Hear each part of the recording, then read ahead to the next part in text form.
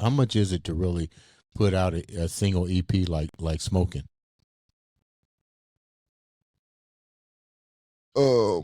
It really didn't cost me too much of nothing to put it out. I just, I paid for the beat, the studio time, and recorded that. But recording it is so little of the battle. It's crazy. Like most of your main battle as an artist is the promotional side of it.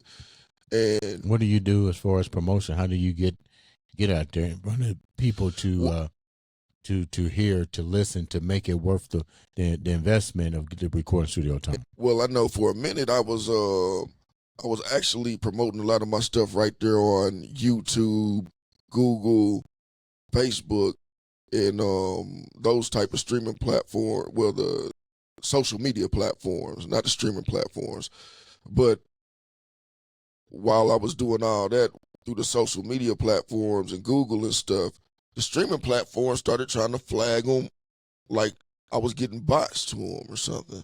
So I had to kind of slow down on that. So really, that's one of my biggest problems here today. Like, I really need to find a good way to be able to promote the music where the streaming services won't be trying to flag me every time I turn around.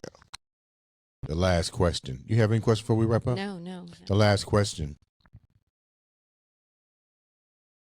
You're a deep thinker. And I ask people this.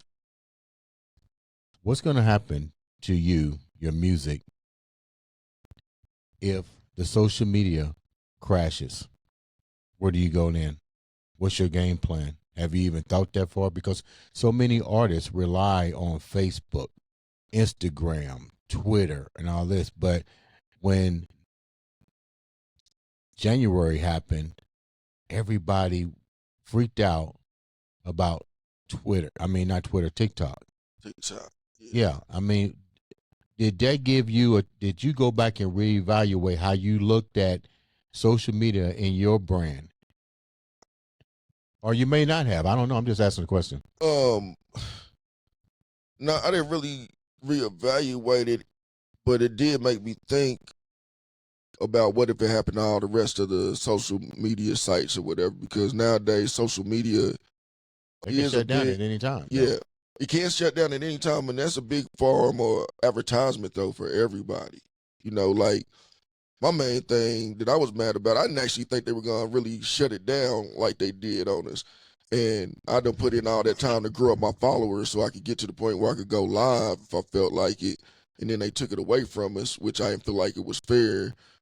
Like, how do you listen to your music? The main thing about it, I feel like the artist probably would be better off, though, if everything just crashed, though. Why is that? If the internet crashed and they couldn't find your music online all over the place, then we could go back to selling physical copies of our music, which it was easier to make money off of physical copies than it ever will be off of streaming. And utilizing platforms like, XM Radio, Sirius, those kinds of, Yeah, the radio stations, the radio stations, I don't know.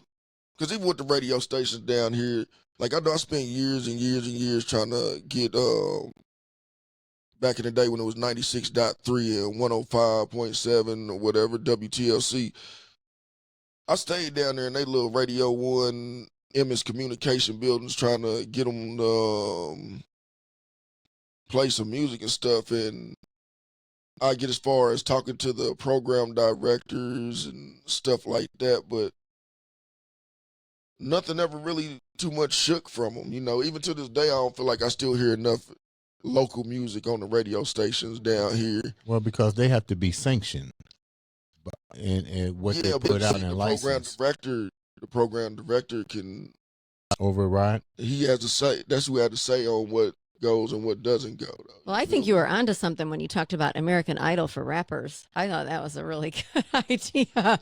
Yeah, they need to do something like that. You're onto something with that. I would maybe look into pursuing that, because I think that's it's an incredible opportunity, and that would be a platform that you don't have to worry about, getting shut down. I mean, that'd be a great way for exposure. And, the creativity that can get out there from that, and the talent that, I mean, that's what American Idol is all about.